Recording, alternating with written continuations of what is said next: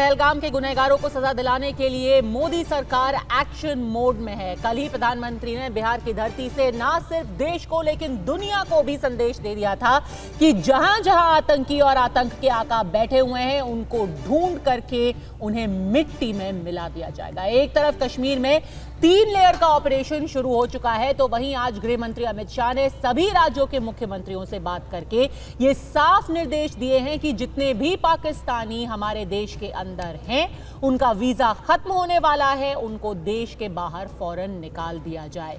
उधर त्राल में सेना के सर्च ऑपरेशन के दौरान आतंकी आसिफ का घर विस्फोट से उड़ गया। पहलगाम में दूसरे आतंकी आदिल के घर पर बुलडोजर चलाया गया। आर्मी चीफ कश्मीर में आज पहुंच चुके हैं, पूरा वो सिक्योरिटी ग्रिड का मुआयना कर रहे हैं, सिक्योरिटी रिव्यू वहां पर कर रहे हैं। और एक बहुत ही जरूरी तस्वीर, जब उनका वो पूरा सिक्योरिटी रिव्यू चल रहा था तो एक बहुत ही अहम तस्वीर सामने आई जिसमें आर्मी चीफ के पीछे भगवत गीता के जरिए धर्म युद्ध का संदेश दिया जा रहा था। तो भारत ने अपने इरादे एकदम साफ कर दिए हैं। पाकिस्तान ने जो पहलगाम में किया है उसकी सजा उन्हें जल्द ही मिलेगी। इधर जैसे ही भारत का यह एक्शन शुरू हुआ है तो पाकिस्तान में हाहाकार मचा हुआ है। सरकार से लेकर सड़क तक रावलपिंडी में पाकिस्तान ने अपने आर्म्ड व्हील्स और टैंक्स की मूवमेंट शुरू करा दी है। आर्म्ड व्हीकल्स और टैंक्स की मूवमेंट, अब कई ऐसे वीडियो हैं जो उनके खुद के लोग, उनके खुद के नागरिक सोशल मीडिया पे डाल रहे हैं। इतनी डर गई पाकिस्तान ये वीडियोस के सामने आने से कि उन्होंने बाकायदा एक निर्देश जारी कर दिया है कि अगर किसी ने भी ऐसे वीडियो बना करके सोशल मीडिया पर डाले तो उनके खिलाफ कार्रवाई की जाएगी। 13 चिनाब रेंजर्स को सियालकोट में, 14 चिनाब रेंजर्स भारत के सांबा के नजदीक और 26 चिनाब रेंजर को भारत के कठुआ इलाके के पास तैनात किया गया है। पाकिस्तान सेनेट ने बाकायदा एक प्रस्ताव पास किया है। आपको याद होगा कि कल नेशनल सिक्योरिटी काउंसिल जो है, जैसा कि हमारा CCS है, कैबिनेट कमेटी ऑन सिक्योरिटी, वैसे उनकी नेशनल सिक्योरिटी काउंसिल है, उसकी मीटिंग की गई थी। उसके बाद एक स्टेटमेंट सामने आया था पाकिस्तान सरकार की तरफ से और आज वैसा ही एक वक्तव्य है, वैसा ही एक स्टेटमेंट है, एक प्रस्ताव है जिसको सर्वसम्मति से सेनेट में पास किया गया और पहलगाम के आरोपों को न सिर्फ खारिज किया गया बल्कि ये भी कहा कि जो कुछ भारत कर रहा है उसको एक एक्ट ऑफ वॉर की तरह देखा जा रहा है और अगर भारत ने कोई भी कदम पाकिस्तान के खिलाफ उठाया तो उसका जवाब दिया जाएगा। लेकिन इस सब के बीच जब पाकिस्तान कह रहा है हमने तो कुछ किया ही नहीं, हम पूरी तरीके से निर्दोष हैं, हमारे ऊपर जबरदस्ती ये आरोप मढ़े जा रहे हैं, ये इंडिया का फॉल्स फ्लैग ऑपरेशन है, इंडिया इसके लिए अब राजनीतिक वजहों से ये सब पूरी चीज कर रही है। लेकिन पाकिस्तान के खुद के रक्षा मंत्री इंटरव्यू पे इंटरव्यू दिए जा रहे हैं, वो कोशिश कर रहे हैं कि दुनिया उनकी कोई तो दलील मान ले, लेकिन इस सब के बीच सच्चाई उनके मुंह से निकल ही गई। एक टीवी इंटरव्यू में उन्होंने ख्वाजा आसिफ ने खुद ने यह माना कि हम डर्टी वर्क कर रहे हैं, हमने लश्कर तैयबा को समर्थन दिया था और यह हम आजकल से नहीं, हम 30 साल से ये डर्टी वर्क में लगे हुए हैं। तो देखिए, जब खुद उनके मंत्री ही कह रहे हैं तो अब बाकी कुछ कहने के लिए ही बचा ही क्या है। तो सवाल अड़ी में बिल्कुल सीधे हैं। पूरा भारत जब एक साथ है तो अब पाकिस्तान से 2-2 हाथ होने के लिए तैयार है।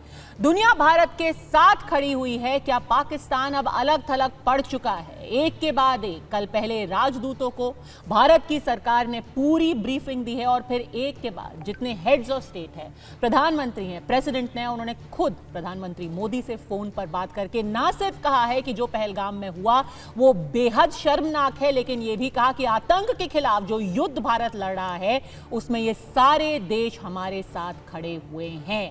और क्या पाकिस्तान की सच्चाई खुद उन्हीं की जुबानी सामने आ गई है। उनके खुद के मंत्री अब ये बता रहे हैं कि दशकों से पाकिस्तान कर रहा है डर्टी वर्क।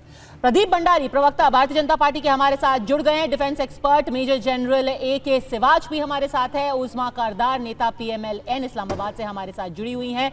बाबर डोगर, पाकिस्तानी पत्रकार, थोड़ी देर में ही हमारे साथ जुड़ेंगे। और ब्रिगेडियर वकार हसन खान, पाकिस्तानी डिफेंस एक्सपर्ट, भी हमारे साथ है। लेकिन सबसे पहले आप ही से सवाल करूंगी उस्मा जी, अब तो मतलब आप चाहे जितना बोल लीजिए कि we are victims of terror, हम नहीं फैलाते आतंकवाद, आतंकवाद से हम खुद ग्रसित हैं, आपके खुद के मंत्री क्या कह रहे हैं? We are doing dirty work.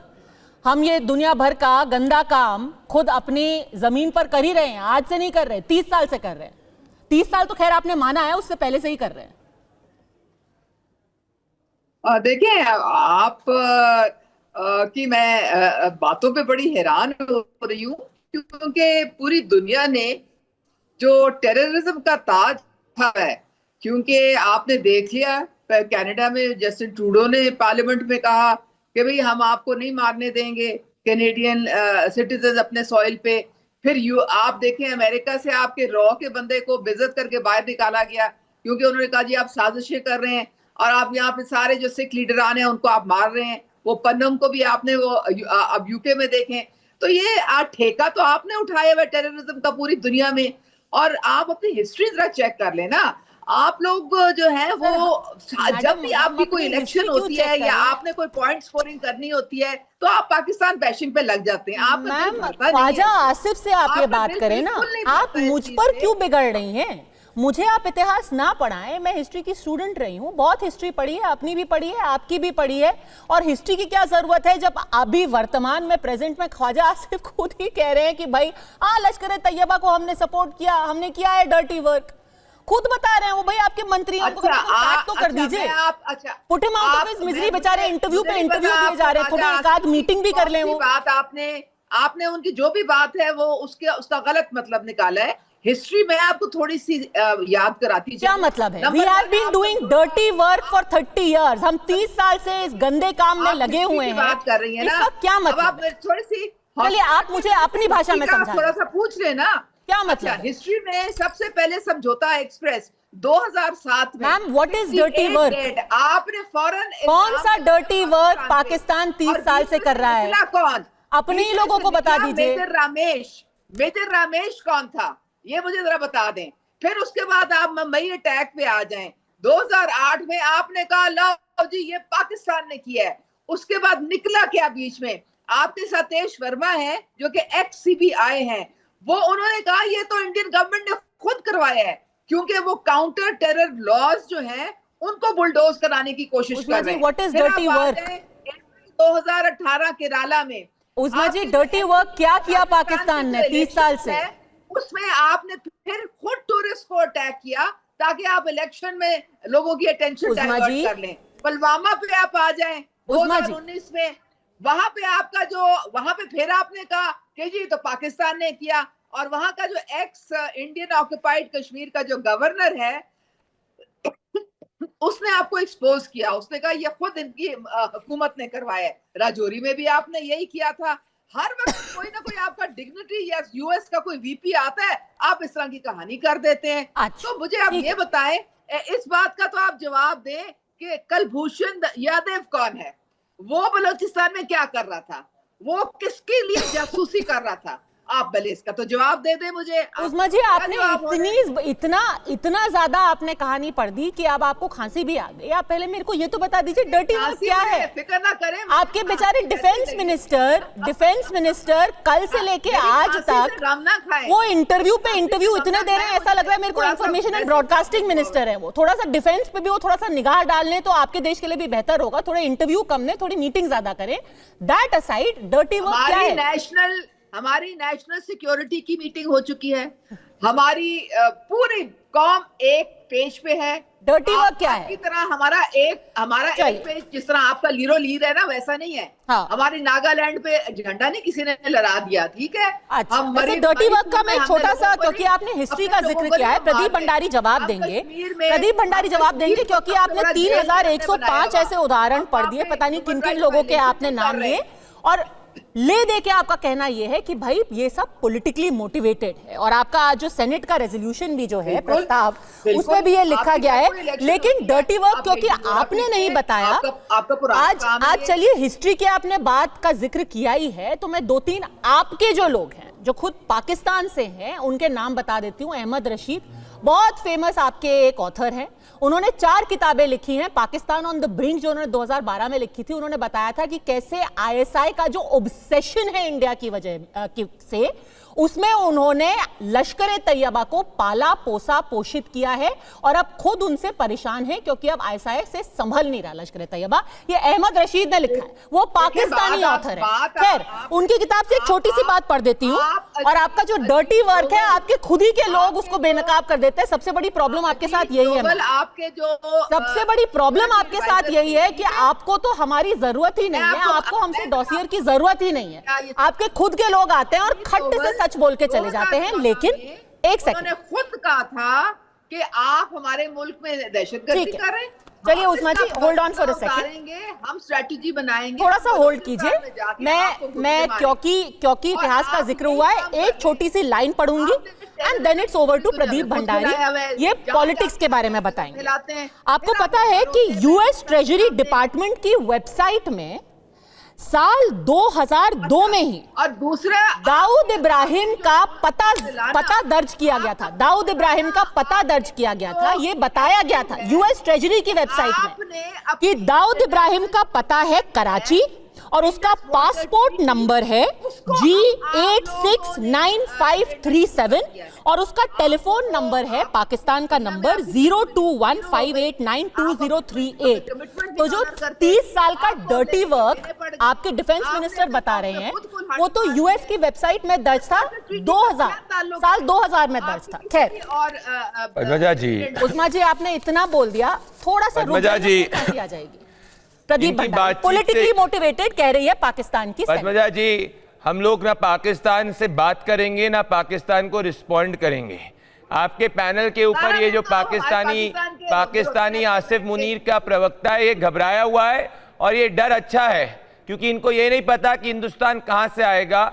एक समय हुआ करता था, इनके जनरल मुशर्रफ हुआ करते थे, जो कहता था कि भाई Balochistani we will hit you and you will not know what has hit you. मैं इनको कहना चाहता हूं, we will hit you, you will not know what has hit you but the world will know what has hit you. इनका अयाज सदीक एक leader of opposition था जो Pakistani parliament के अंदर क्या स्टेटमेंट दिया था कि इनके फॉरेन मिनिस्टर हाथ जोड़ के रात को आ गए थे कि अभिनंदन को वापस दे दो वरना हिंदुस्तान रात को 9 बजे मिसाइल से अटैक कर देगा। तो आज इनमें डर इसीलिए है क्योंकि आज आसिफ मुनीर को पता है कि वो या कोई भी पाकिस्तानी आतंकवादी ना लाहौर ना कराची ना रावलपिंडी ना पीओके के अंदर सुरक्षित है। इनका हामिद मीर एक जर्नलिस्ट है पद्मजा जी, वो अखंड भारत की बात कर रहे हैं इनके टेलीविजन डिस्कशंस के अंदर और इनके यूट्यूब डिस्कशंस के अंदर। तो इनका जो डर है वो आज मैं समझ सकता हूं काफी अच्छा है। ये हर तरफ घूमने गए, एक भी मिडिल ईस्ट के अंदर मुल्क ने इनको सपोर्ट नहीं किया, दुनिया के किसी मुल्क ने इनको सपोर्ट नहीं किया। और अगर ये इतने ही ज्यादा इस वक्त महसूस कर रहे हैं कि इन्होंने कुछ नहीं किया तो घबराहट किस बात की है? होने दीजिए, कल की सुबह होगी, परसों की सुबह होगी, पता चल जाएगा किसमें कितना दम है। तो मैं इनको ना जस्टिफाई करूंगा पर इनको बताऊंगा कि पिछली बार सरेंडर का ऑप्शन दिया गया था पद्मजा जी, याद करिए आप, जब इनने एक सरेंडर डॉक्यूमेंट साइन किया था। इस बार सरेंडर ऑप्शन भी नहीं है इनके पास में क्योंकि इन्होंने भारत के सोल पे हिट किया है। तो पहले पता करो कि कल सुबह तक क्या हाफिज सईद के साथ में इनके जितने भी आतंकवादी है, आसिफ मुनीर या जितने भी लोग हैं, वो सुरक्षित रहेंगे कि नहीं रहेंगे। तो आज पाकिस्तान दुनिया में कोई भी स्टेटमेंट दे दे, भारत ना उस पर कमेंट करेगा, ना उस पर जस्टिफाई करेगा, ना उस पर रिस्पॉन्ड करेगा क्योंकि हमारी सोल पे पाकिस्तान ने हमला किया है और हम उसका मुंह तोड़ जवाब देंगे। ये हमारा अधिकार भी है और ये हमारा दायित्व भी और हमारा धर्म भी है। ब्रिगेडियर हसन, अब बात नहीं होगी, The time for talks is over. 10 second, पत्रकार ने 2008 की बात करी थी, ये 2008 वाला भारत नहीं है जो 26/11 के बाद डॉजियर करेगा।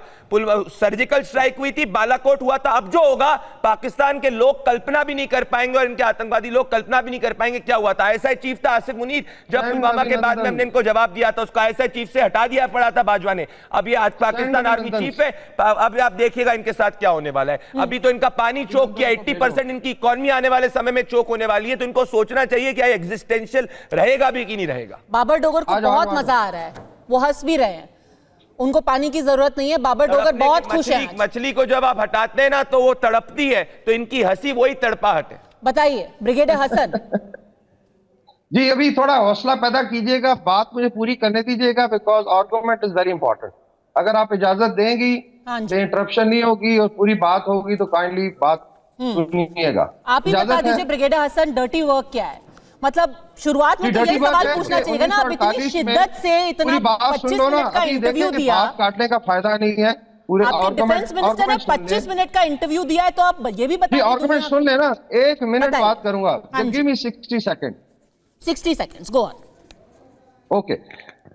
नथुराम गॉडसे ने जब मर्डर किया था गांधी को, तो पहली टेररिस्ट ऑर्गेनाइजेशन साउथ एशिया में डिसबैंड की गई थी, उसका नाम था RSS, राष्ट्रीय स्वयं संघ। नहीं बच पाएगा और वो आज हुकूमत कर रही है। बाद में एक मिनट बात सुनो, हौसला पैदा करो। 1 अरब 40 करोड़ की आबादी, छोटा दिल ना करो, दिल बड़ा करो। तो नहीं, आतंकवादियों के साथ में, उनके बैकर्स के साथ में हम कोई दिल नहीं बड़ा करते, हम दिल दिखाते भी नहीं है, ना करुणा दिखाते हैं। इनके पाकिस्तानी एक समय में हाई कमीशन हुआ करते थे, जिसका नाम था हुसैन हक्कानी। वो हुसैन हक्कानी अपनी किताब के अंदर ये कहता है कि ISI इस्लामिक टेररिस्ट को सपोर्ट करती है। और चीखें निकल रही हैं आप लोगों की, चीखें निकल रही हैं। Airspace has been choked, करो जाके अभी। Brigadier Hasan, I really have the greatest of respect only क्योंकि आप एक ब्रिगेडियर हैं सर, और चाहे आदमी किसी भी आर्मी में हो, मैं रिस्पेक्ट करती हूँ, but with the greatest of respect sir, चीखें कहाँ निकल रही हैं वो तो साफ दिखाई दे रहा है।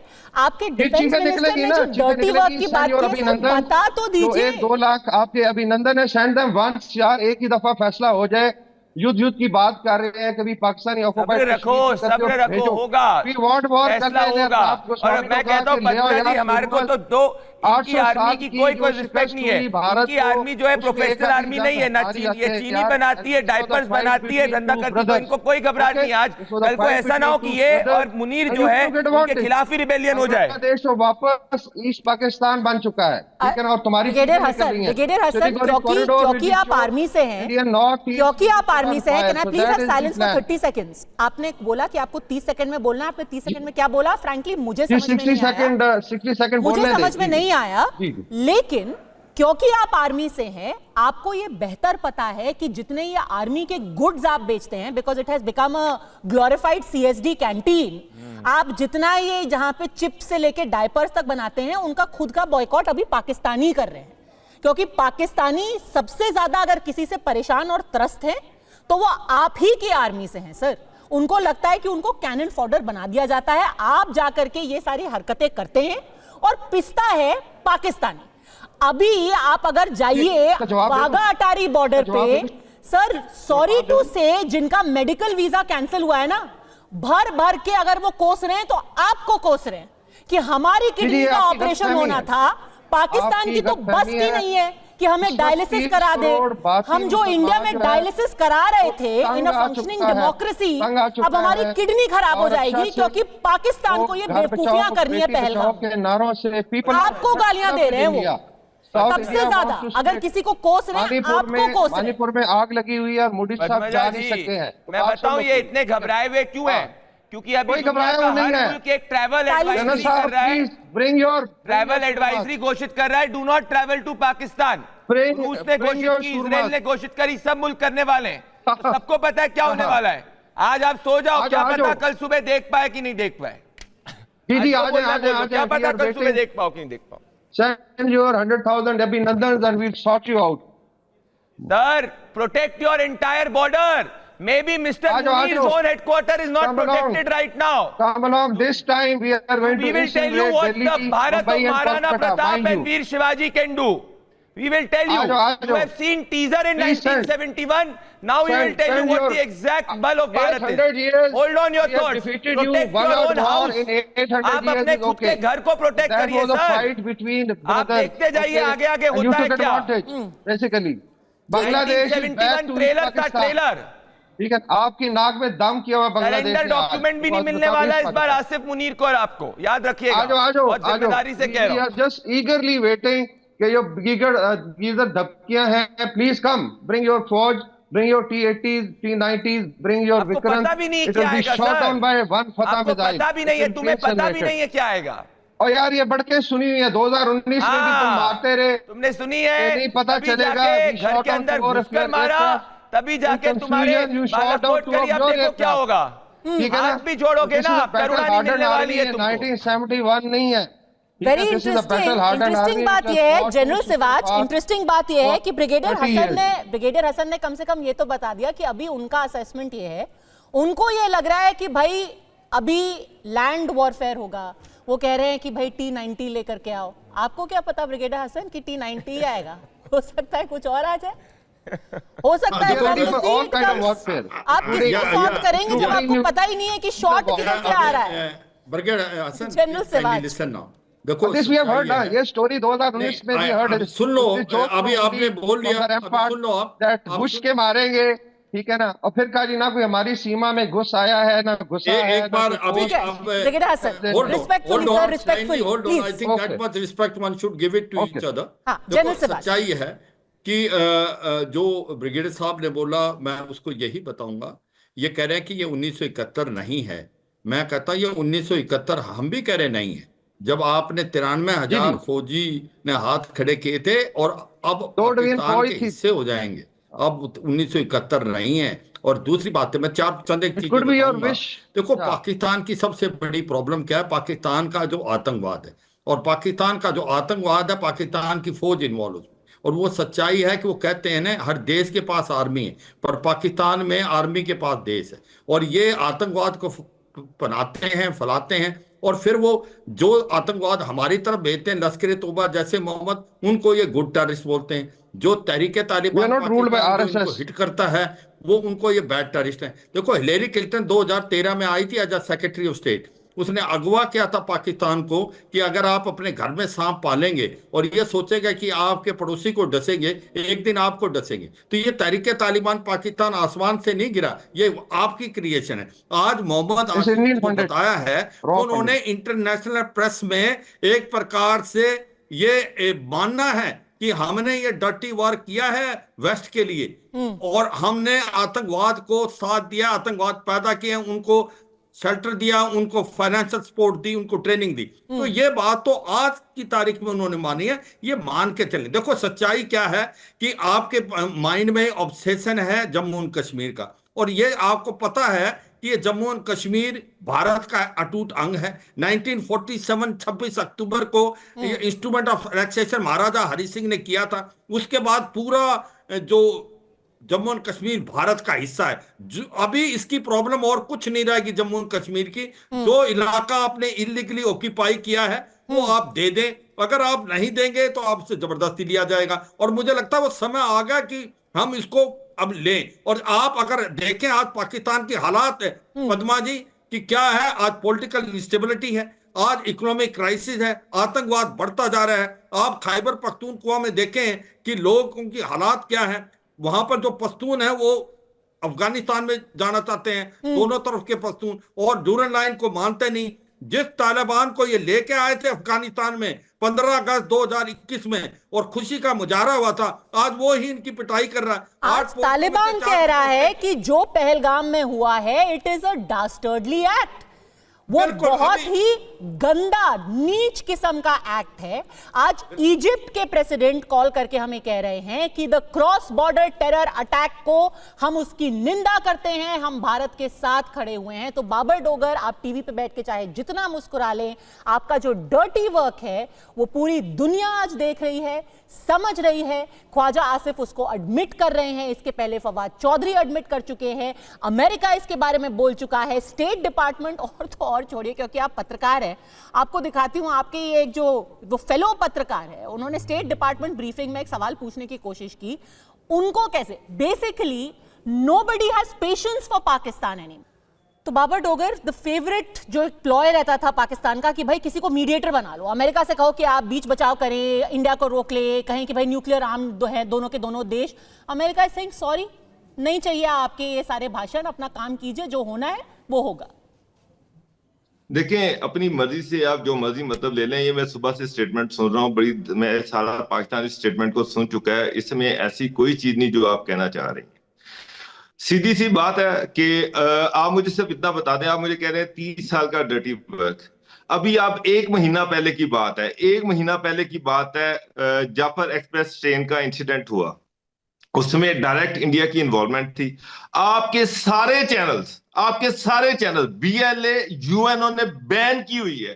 आपके सारे चैनल बीएनए की लीडरशिप को बैठाकर पाकिस्तान के खिलाफ प्रोपेगेंडा कर रहे थे। किसने बोला और ये इंडिया मान का रहे हाथ थे था कि भाई? इंडिया आपके इन्वॉल्व खुद है। के लोग आपसे परेशान होकर के आपको अटैक कर रहे हैं सर। वो क्या था? क्या वो how long are you going to keep blaming India, जो आपके खुद के किए धरे हैं, जो कि आज आकर के आपको हॉन्ट कर रहे हैं?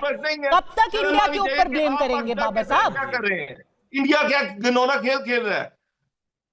पहले खुद आप सोचें कि आप क्या कर रहे हैं। पहले अपने गिरेबान में झांक कर अरे गिरेबान में हम झांक चुके हैं सर, गिरेबान में हम झांक चुके हैं। आप पहले अपना देख लीजिए बाबर साहब। इंसिडेंट पाकिस्तान के अंदर हो चुके हैं। बाबर साहब एक सेकेंड, एक चीज और मैं बता रही हूं प्रदीप भंडारी से, पहले कि आप रिस्पॉन्ड करें।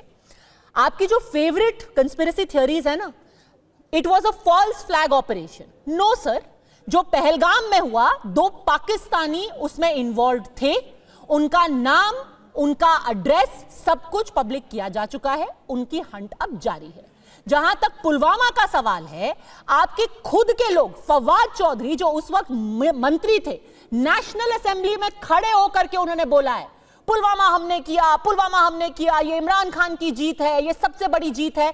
अक्टूबर 2020 आपकी नेशनल असेंबली में खड़े होकर के खुद फवाद चौधरी ने माना है कि आपने ये किया, आप आतंकवादी हमले करवाते हैं, but you don't even have the guts to own up. अगर कर रहे हो तो कम से कम ओन तो कीजिए, कि आप लोगों को भिजवा के ये सब करवाते हैं। तो ऑन करेंगे, जब करेंगे तो ऑन करेंगे। आप आपके दिमागों में बलूचिस्तान की बात करी, मैं कहना चाहता हूं अगर हिंदुस्तान बलूचिस्तान के अंदर देखेगा तो बलूचिस्तान पाकिस्तान के साथ रहेगा भी नहीं, और शायद वो समय आने वाले समय में आएगा। और दूसरी बात मैं इनसे कहना चाहता हूं, एक बताऊंगा प्रद्मजा जी, एक जंगल के अंदर एक गधा जो होता है, अगर वो शेर की खाल पहन लेता है और गधे के झुंड के बीच में बोलता है कि वो शेर बन गया, जंगल में सबको पता रहता है शेर कौन है। तो आज पाकिस्तान को, अपनी आवाम को जो बोलना है बोले। दुनिया जानती है कि आज हिंदुस्तान किस तरीके से जवाब देगा। आप मुझे बताइए पद्मजा जी, कोई भी दुनिया का एक मुल्क ने जाके पाकिस्तान को यहां पे सपोर्ट किया है? दुनिया के किसी भी मुल्क ने? 48 घंटे से ज्यादा हो चुके हैं जब पाकिस्तान ने पहलगाम टेरर अटैक किया है। सबको पता है कि आज जो हिंदुस्तान का बल है वो 2008 वाला नहीं है, और 1971 वाला ऑप्शन भी इनको नहीं दिया जाएगा। इसीलिए इजराइल से लेकर सऊदी अरेबिया से लेकर यूनाइटेड स्टेट्स ऑफ अमेरिका से लेकर रशिया तो यह तक कह रहा है कि कोई भी रशिया के नागरिक को पाकिस्तान ट्रैवल नहीं करना चाहिए, क्योंकि सबको पता है कि अंजाम क्या होने वाला है। और इसीलिए आसिम मुनीर, जिसको इतना ज्यादा जिहाद का इंटरेस्ट है, आईएसआई का चीफ था, पुलवामा के बाद बालाकोट में मुंहतोड़ हमने जवाब दिया था। अब एज आर्मी चीफ पता चलेगा, या तो इनकी आवाम इनके खिलाफ खड़ी होगी या एग्जिस्टेंस में नहीं रहने वाला है डीप स्टेट। और जब पीएम ने बोला है कि आतंक की मिट्टी को मिलाया जाएगा, वी मीन व्हाट वी से, और हम बताएंगे कि व्हाट इज आवर रिजॉल्व। एक समय ओसामा बिन लादेन के ऑपरेशन की बात करा करते थे लोग, यूएस के, इजराइल के ऑपरेशन की बात करते थे। मैं दावे के साथ, जिम्मेदारी के साथ आपको कह रहा हूं, ये तो बहरे नहीं समझेंगे, हिंदुस्तान के ऑपरेशन की बात ग्लोबल कम्युनिटी बात करेगी, मार्क माय वर्ड्स। अगर आप इतने इनोसेंट हैं, विक्टिम्स हैं बाबर डोगर, कितने देशों ने आपको सपोर्ट कर दिया है अभी? किस हवाले से पाकिस्तान एक स्टेटमेंट दे चुका है। हमने ऑफिशियली इंसिडेंट को ही स्टेटमेंट दे रहा है। किसी ने बोला है that Pakistan is a victim of terror और इंडिया ने उस पर गलत इल्जाम लगाए हैं। अरे किसी ने बोला है कि हाँ जी बिल्कुल सही बोल रहे हैं आप शहबाज साहब, इंडिया बिल्कुल गलत आपके ऊपर इल्जाम लगा रहा है। कितने लोगों ने बाबर डोगर को कॉल करके कहा कि भाई ये है हमारा स्टेटमेंट, लिख लीजिए, आप छाप दीजिए कि इंडिया जो कह रहा है गलत है? बताइए ना बाबर साहब, कितने देशों ने आपको सपोर्ट किया? एक मिनट ठहर दें, कितने मुल्कों ने ये कहा है कि जो इंडिया कह रहा है कि पाकिस्तान उसमें इन्वॉल्व है वो बिल्कुल ठीक है? हाँ, very good question, very good question. President of Egypt, सुनिए आप, president of Egypt called prime minister Narendra Modi, उन्होंने अपने सिंसियर कंडोलेंसेस कन्वे किए on the loss of precious lives in घासली टेरर अटैक। उन्होंने टेरर अटैक को स्ट्रांगली कंडेम किया और कहा कि इजिप्ट कंधे से कंधा मिला करके खड़ा है after this cross border attack. Egypt के प्रेसिडेंट ने कहा है कि इस क्रॉस बॉर्डर अटैक के खिलाफ वो हमारे साथ कंधे से कंधा मिलाकर खड़े। अभी अब आप कहेंगे क्रॉस बॉर्डर अटैक हो सकता है कि नेपाल का बॉर्डर हो, ये भी आप कह सकते हैं। क्या था उसमें कौन सी ऐसी चीज थी, क्या था उसमें? आप ये बताइए ना सर, मैंने आपको बता दिया। और ये अल-सीसी साहब तो सिर्फ एक है। आप बताइए किस कंट्री ने बोला है कि पाकिस्तान बिल्कुल सही चीज बोल रहा है? उस्मा जी से पूछ लेती हूँ। उस्मा जी, कितने लोगों ने आपको सपोर्ट किया? आप तो जाकर के कितने लोगों को बोल रहे हैं कितने देशों ने कहा है Pakistan we are with you? आपने सिर्फ ये इल्जाम तराशियां करनी होती हैं, झूठ के कोई पाऊ नहीं है। आपके एफआईआर ने आपको एक्सपोज कर दिया है। 6 किलोमीटर दूर आपका वो पुलिस स्टेशन था जहां पे आपने 10 मिनट के बाद एफआईआर आपने जमा करा दी है। पद्मजा जी, मतलब ये पहले से आप तैयार बैठे थे, आप तैयार बैठे थे एफआईआर जमा कराने ये इस बात पे घबराए हुए हैं। आज मैं बताता हूं ये घबराए क्यों हैं, क्योंकि इनको लगा था दुनिया में एक मुल्क इनको सपोर्ट करेगा। उस्मा जी पहले आप प्लीज रिक्वेस्ट कि आप अपना पहले वाईफाई फिक्स करिए। नहीं हो सकता, कैसे होगा वाईफाई? आप न्यूक्लियर बॉम्ब बाद में फोड़िएगा, पहले अपना वाईफाई ठीक कीजिए। पद्मा जी कैसे होगा? ना बिजली है, ना खाने को खाना है, ना आटा है, ना चावल है, ना दाल है, और अब इंडस वाटर का पानी रोका गया है, बिजली, अब इनका क्या हाल होगा सब जानते हैं। कैसे ये वाईफाई ठीक कर पाएंगी? वाईफाई शब्द को प्रोनाउंस करवाइए, वाईफाई तक नहीं बोल पाएंगी। ये आज की स्थिति पाकिस्तान की। 80% इनकी इकोनॉमी चोक हो चुकी है। वक्त क्या आप ड्रामे कर रहे हैं, क्या आप झूठ बोल रहे हैं पूरी दुनिया के साथ? अपना आपको संभाला नहीं जाता, अपना मुल्क आपके कंट्रोल में नहीं होता है। 400 किलोमीटर दूर एक जगह है और आप कहते हैं वो जी क्रॉस बॉर्डर। ये कह के आसिफ मुनीर के गुड बुक्स में आ सकते हो, पर पाकिस्तान के अंदर आतंकवादियों की जान नहीं बचा सकते। मैं वापस से कहूंगा पद्मा जी, ये 26/11 वाला समय नहीं है जब इनसे डॉजियर खेला जाएगा। ये समझ नहीं रहे। इनको ट्रेलर और टीजर शायद से मिला हुआ है अभी पुलवामा के बाद में बालाकोट और सर्जिकल स्ट्राइक में। अब ये नहीं पता, इनको नहीं पता है, ये समझ नहीं पा रहे आतंक की मिट्टी का क्या मतलब है। प्रदीप भंडारी ये बताइए प्रूफ क्या है? At the end of the day सारे पाकिस्तानी, उस्मा जी भी यही कह रही हैं, बाबर साहब भी यही कह रहे हैं, जनरल साहब भी यही कह रहे हैं कि प्रूफ क्या है? आपने प्रूफ क्या दिया? क्योंकि इनकी सेनेट में जो रेजोल्यूशन पास हुआ है उसमें क्या लिखा है? उस्मा जी होल्ड ऑन, आप ही के सेनेट का रेजोल्यूशन पढ़ रही हूं, तब तक आप वाईफाई ठीक कीजिए। उस रेजोल्यूशन में लिखा हुआ है कि ये एक सोची समझी और मैलिफाइड कैंपेन है भारत सरकार ने जो की है पाकिस्तान का नाम खराब करने के लिए, जो कि एक फेमिलियर पैटर्न है to exploit the issue of terrorism for narrow political gain. यानी कि आप राजनीतिक फायदे के लिए टेरर के इशू को बार बार एक्सप्लॉइट करते हैं। सबूत कहां है? सबूत प्रदीप पद्मजा जी, पहले तो हमको जो आतंक फैलाता है उसको सबूत देने की जरूरत है ही नहीं। ना हम इनको बोलेंगे ना बात करेंगे। जो वर्ल्ड लीडर्स के साथ में हमारे एक्सटर्नल अफेयर्स मिनिस्टर ने क्लोज डोर मीटिंग करी है, उसमें जो कम्युनिकेट करना था वो कर दिया है। और यूएस के प्रेसिडेंट डोनाल्ड ट्रंप क्या कहते हैं? Our full support is with prime minister Narendra Modi and his government in this fight against terror. क्या ओसामा बिन लादेन को जब अमेरिका ने जाके पाकिस्तान के अंदर घुस के उसको मारा था, क्या दुनिया को सबूत दिया था? नहीं दिया था। क्या इजराइल ने जाकर सबूत दिया था? नहीं दिया था। हम एक शक्तिशाली मुल्क है और जो आतंक फैलाता है उसको हम सपोर्ट नहीं देते, ना उसको सबूत देते हैं, ना उससे बातचीत करते हैं। हम अटैक करेंगे, इनको जहां जाना है दुनिया के किसी भी कोने के अंदर जाए। देखिए जिनको क्लोज डोर पे जितने भी वर्ल्ड लीडर्स हैं, हमारे एक्सटर्नल अफेयर्स मिनिस्टर ने उनके साथ में वार्तालाप कर ली है और कुछ ही समय पहले आपका बॉटम टिकर चला रहा है, इजराइल के साथ भी बातचीत हो चुकी है। पर पाकिस्तान को ना सबूत देंगे ना बातचीत करेंगे, क्योंकि आतंक वो फैलाता है, वो दौर गया। देखिए ब्रिगेडियर साहब कुछ अपने फोन पे दिखा रहे हैं, सबूत की बात हो रही है। ब्रिगेडियर साहब क्या सबूत लेकर के आए हैं आप? क्या है ये इंटरनेशनल सबूत जो आपके पास है? RSS banned as a terrorist organization जब नथुराम गॉडसे ने मारा था। We don't have RSS like organization ruling Pakistan. For God's sake, ये भारत की ऑर्गेनाइजेशन है, नहीं बचा पाओगे। बीजेपी की फॉर्म में रूल कर रही है। That is the मुनीर और तमाम डीप स्टेट को नहीं बचा पाओगे। Ruled by a terrorist organization. नहीं बचा पाओगे। बचाओ, बेटी बचाओ, होते होते गौ रक्षा के नाम पे रोजाना आप लिंच कर रहे हैं। आज 30 करोड़ मुसलमान भारत में आ चुका है। Nagas want independence. आपने जो बेटी बचाओ बेटी पढ़ाओ का नाम लिया, मेरे को पता नहीं किस कॉन्टेक्स्ट में लिया आपने ब्रिगेडियर खान, पर honestly seeing what happened to Malala Yousafzai, आपको थोड़ा सा बेटी बचाओ कर लेना चाहिए। उस बेचारी की हालत होती नहीं अगर आपने बेटी बचाओ किया होता। एनीवे, हम आउट ऑफ कॉन्टेक्स्ट कह रहे हैं, हम आउट ऑफ कॉन्टेक्स्ट जा रहे हैं। ब्रिगेडियर हसन, आरएसएस को बैन नहीं किया गया था, आप हिस्ट्री की बात करते हो, आप डर्टी वर्क की बात करते हो। अरे हमारे देश की किसी भी राष्ट्रवादी ऑर्गेनाइजेशन पे ना आपको बोलने की हिम्मत है, ना आपके तुम्हारे बोलने की काबिलियत है। ये बोलकर वापस से मैं कहूंगा पद्मजा जी, ये हर दुनिया की हर चीज की बात करेंगे, क्योंकि इनको पता है कि आने वाली सुबह, क्या इनको नहीं पता कितनी सुबह पाकिस्तान देख पाएगा। ये इसीलिए हर चीज की बात करेंगे दुनिया के अंदर। अगर इनको कॉन्फिडेंस है, इंतजार करो, इतना घबराहट क्यों हो रही है? क्यों एक मॉकड्रिल अरेबियन सी के अंदर कर रहे हो? क्यों नो फ्लाई जोन घोषित कर रहे हो? अगर इतना ही है तो क्यों इतनी घबराहट है? और ब्रिगेडियर साहब ऑनेस्टली जितना आप इतिहास की बात करते हैं ना, अगर आप थोड़ा सा फ्यूचर और प्रेजेंट की बात कर लेते तो आपके देश की फ्रैंकली ये हालत होती नहीं। आप ऑब्सेस्ड हैं कैदे आजम, मोहम्मद अली जिन्ना, आरएसएस। कल आपका इमेजिन पीएमओ के स्टेटमेंट में लिखा हुआ है, India's belligerent measures have vindicated two nation theory as well as apprehensions of Quaid-e Azam Mohammad Ali Jinnah as encapsulated. आप टू नेशन थ्योरी में फंसे हुए हैं सर, दुनिया कहां चली गई है? बहुत जिम्मेदारी से बात कहूंगा। आसिफ मुनीर कह रहा था ना, जगुलर वेन की बात कर रहा था। अब हम पाकिस्तान के आतंक की जगुलर वेन के ऊपर हमला करेंगे। याद करिए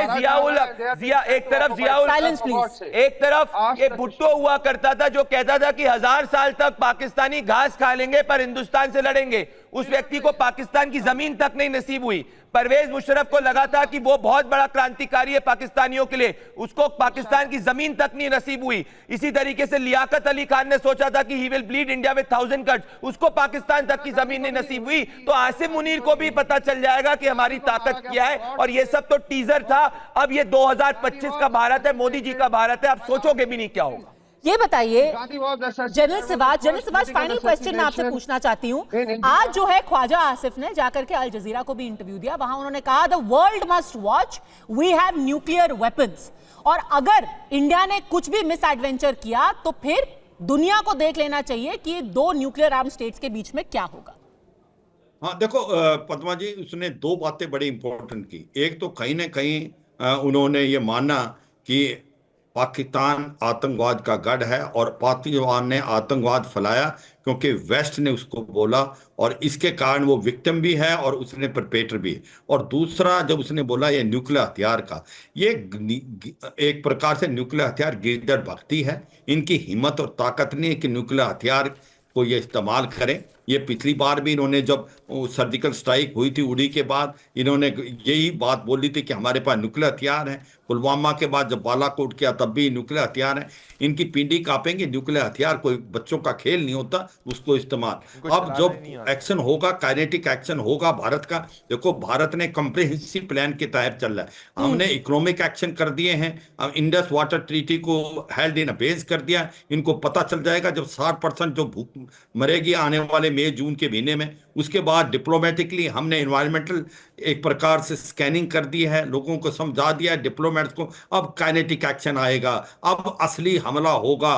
कहां होगा, कब होगा, ये सोचते रह जाएंगे पाकिस्तानी। और ये भी बता देता हूं, अब की बार जो हमला है वो आतंकवादियों पे नहीं होगा, वो उनके आका पे होगा। वो जो पाकिस्तान की आर्मी और आईएसआई जो उनको पालती है, उनको पोसती है और उनको फिर भारत की तरफ भेजती है। अब पानी सिर से ऊपर से उतर गया है, अब जवाब ईंट का पत्थर से दिया जाएगा, इसमें कोई शक नहीं। भारत के प्रधानमंत्री ने जिस प्रकार से बता दिया है, अब कोई शक और सवाल नहीं रह जाता। मैं अपने जो मेहमान हैं पाकिस्तान के उनको बताना चाहूंगा कि इनफ इज इनफ। हम इतनी देर टेररिज्म नहीं, ये आप जो आतंकवाद का खेल खेल रहे हैं, ये इसमें आप खुद जल जाएंगे, तो टूटने वाले हो। हालात खराब है, पाकिस्तान के 4 हिस्से होंगे।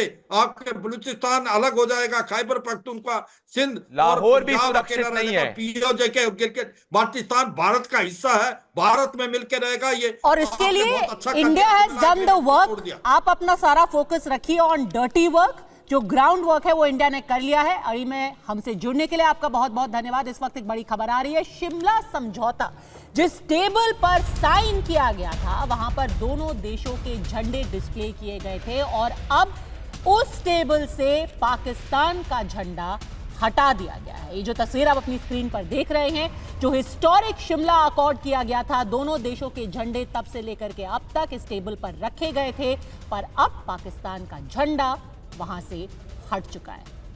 पहले देखिए, पहले जैसे मैं आपको बता रही थी, दोनों देशों के झंडे वहां पर रखे गए थे क्योंकि एक हिस्टोरिक अकॉर्ड था। लेफ्ट पे आप पाकिस्तान के देश का झंडा देख सकते हैं और वहां पर हमारा तिरंगा है और अब सिर्फ तिरंगा वहीं पर मौजूद है। सुमित चौधरी डिफेंस एडिटर हमारे साथ जुड़ गए हैं। सुमित, थोड़ी और डिटेल्स। देखिए बिल्कुल, पहले पाकिस्तान का झंडा था, लेकिन आज वो झंडा हटा दिया गया है। ये इसलिए भी क्योंकि शिमला समझौता जिस तरीके से अब सस्पेंड किया गया है, उसके बाद ये आप कह सकते हैं कार्रवाई या फिर ये किया गया है। लेकिन इंपॉर्टेंट ये है कि शायद पाकिस्तान ये बात समझ रहा है कि अब जो जिस कदम से या जिस तेजी से भारत आगे बढ़ रहा है, उसमें किसी समझौते या किसी संधि की भारत को इस समय जरूरत नहीं है। भारत ये मना चुका है कि इस समय ज्यादा जरूरी है ना कि पहलगांव की चीजों को इंसाफ दिलाना, बल्कि पाकिस्तान की जो मनमानी है इन संधियों के बेसिस पर, उसको खत्म करना। बैटरी इस पर नजर। सारी जानकारी के लिए सुमित आपका बहुत बहुत धन्यवाद। लगातार जो डेवलपमेंट्स हो रही हैं पिछले 48 घंटों में, फास्ट पेस डेवलपमेंट्स इस खबर पर हो रही हैं, इस पर हमारी नजर बनी रहेगी।